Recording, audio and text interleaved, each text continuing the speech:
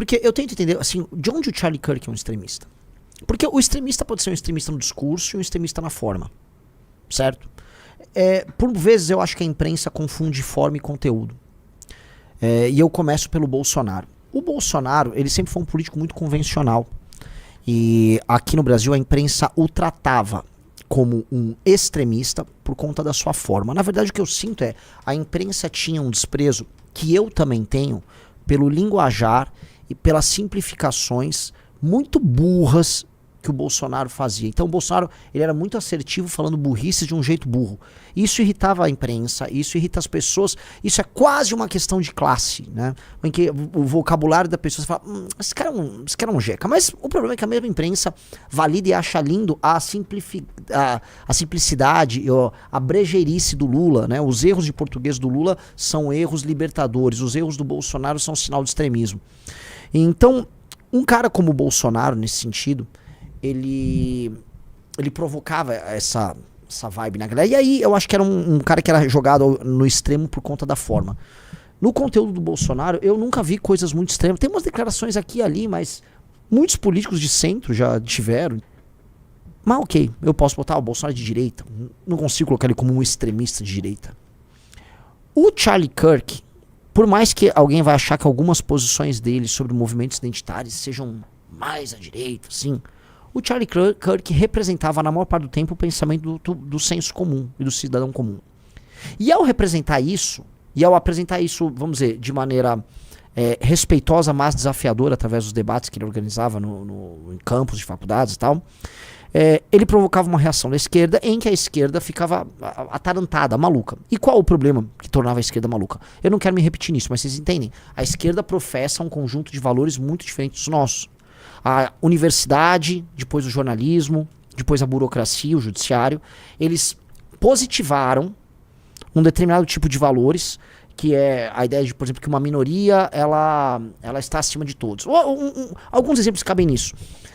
Não existe racismo reverso que eles fazem. Por exemplo, olha, o conceito de minoria, que é um conceito, na prática, de opressor e oprimido, a gente vai pegar, é uma derivada do que falava o Marx.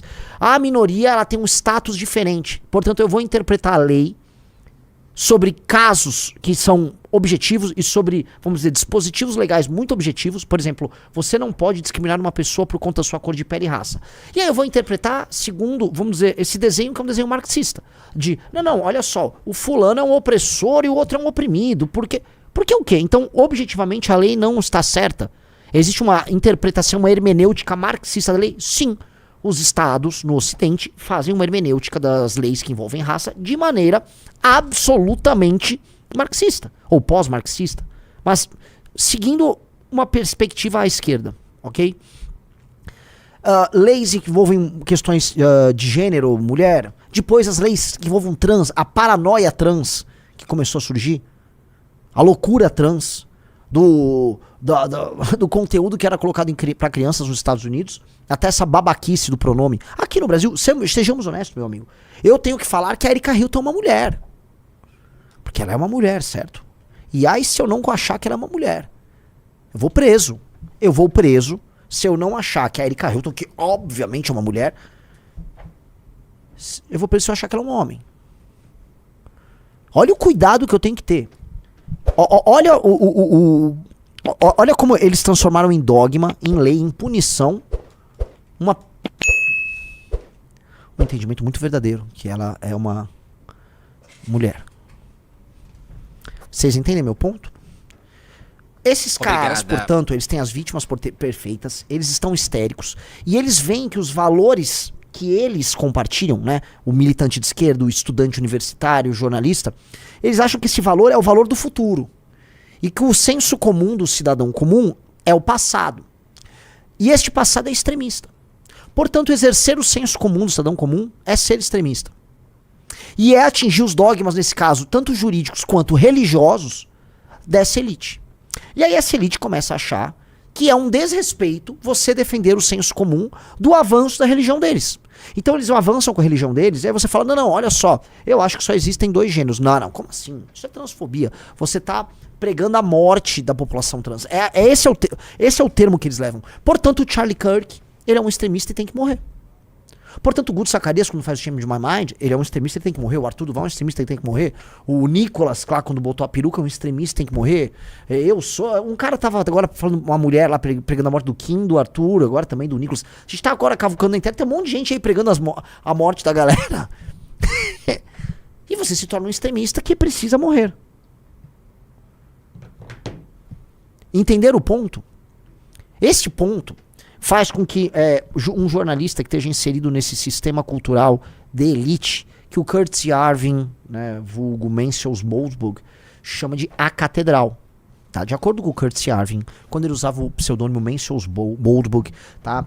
No blog que ele tinha, ele escrevia sobre isso e ele explicou que havia um conceito. É o seguinte: antigamente, na Idade Média, onde emanava a verdade e onde os dogmas eram estabelecidos, e onde você tinha quase um ponto fixo, em que, ok, a verdade está aqui, a verdade emana daqui.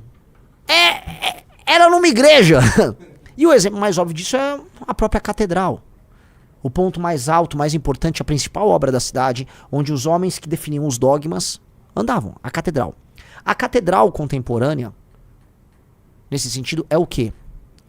É a universidade que se expressa como? Através do jornalismo, e não qualquer jornalismo, o principal jornalismo. Veja, os grandes veículos de jornal do mundo dão prejuízo hoje. Mas eles existem porque eles influenciam. Eu não sei se foi acho que foi o Wall Street Journal, o Jeff Bezos, que por muito tempo foi o homem mais rico do mundo, ele comprou um veículo de imprensa deficitário, sendo ele um homem da internet. Por quê? Porque é poder. É muito poder. Estar na mídia mainstream é poder. O New York Times influencia mais a cultura americana do que todo o Partido Republicano. Ok? Porque o New York Times é parte da catedral. Harvard, o MIT, Stanford, Yale, todos esses caras perfazem essa... Eles criam um conhecimento. Então vou dar um exemplo. Uma teoria, o racismo estrutural é criado na faculdade. Ele é elevado... Editoras publicam livros sobre isso. O jornalismo fala que isso é muito importante. Políticos começam a discursar sobre. Vira projeto de lei. Um juiz adota. Quando viu, o que surgiu na universidade está servindo como dogma na tua vida. Ok? Basicamente, eu tô resumindo muito isso aí. A catedral contemporânea são esses caras. E esses caras, meus amigos, olhando aqui pra vocês, esses caras são teus inimigos. Esses caras são teus inimigos.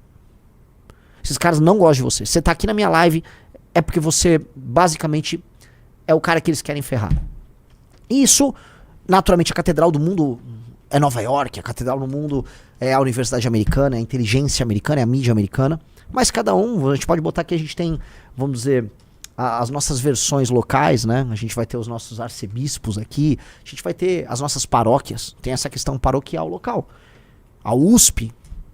muito importante, algumas universidades federais, certo? A gente vai incluir aí a Rede Globo, Folha de São Paulo, Revista Piauí, certo? E esses caras, nosso judiciário, é uma elite intelectual, que se fala, frequenta os mesmos lugares, assistem os mesmos filmes. Para essas pessoas, o filme, como é que é? Eu Ainda Estou Aqui, é a coisa mais linda do mundo. Os filmes são feitos sobre as histórias deles para que eles assistam. A cultura é criada para obedecer os sonhos deles. E você não concorda com isso. Você sente que isso não faz sentido. Ao não concordar com eles, você é um extremista.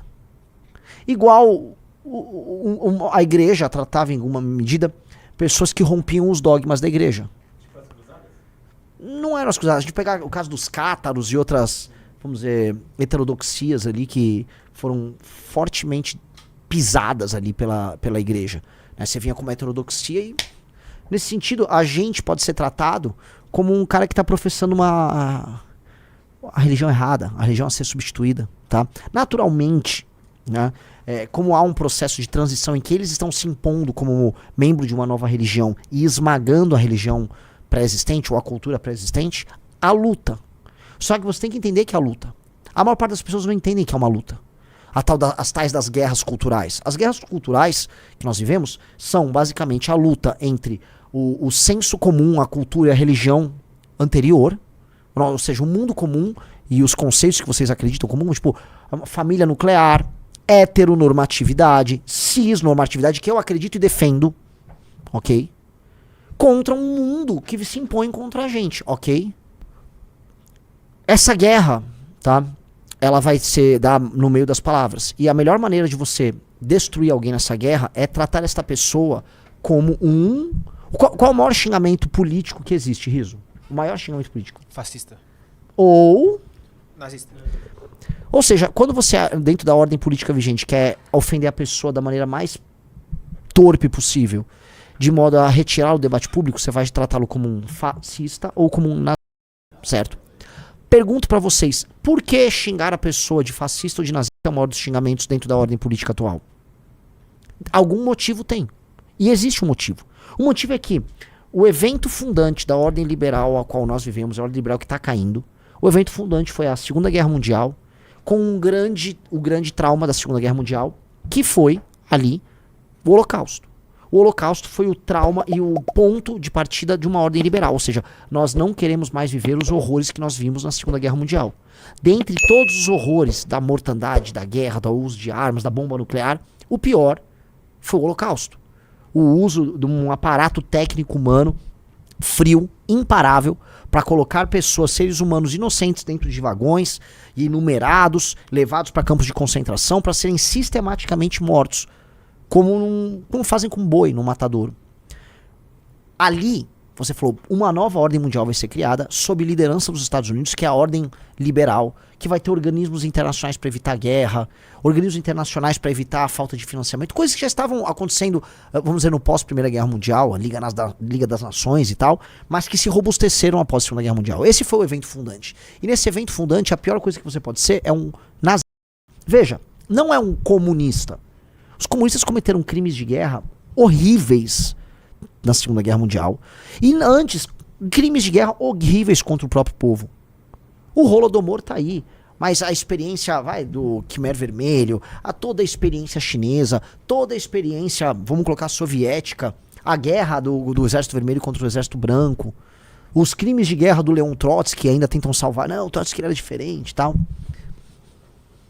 Foi colocado num canto. O nazismo foi elencado ali como o maior dos problemas. E assim, com razão. Eu acho que dá pra cravar, o nazismo como doutrina ele é aberrante em todos os termos. Com razão.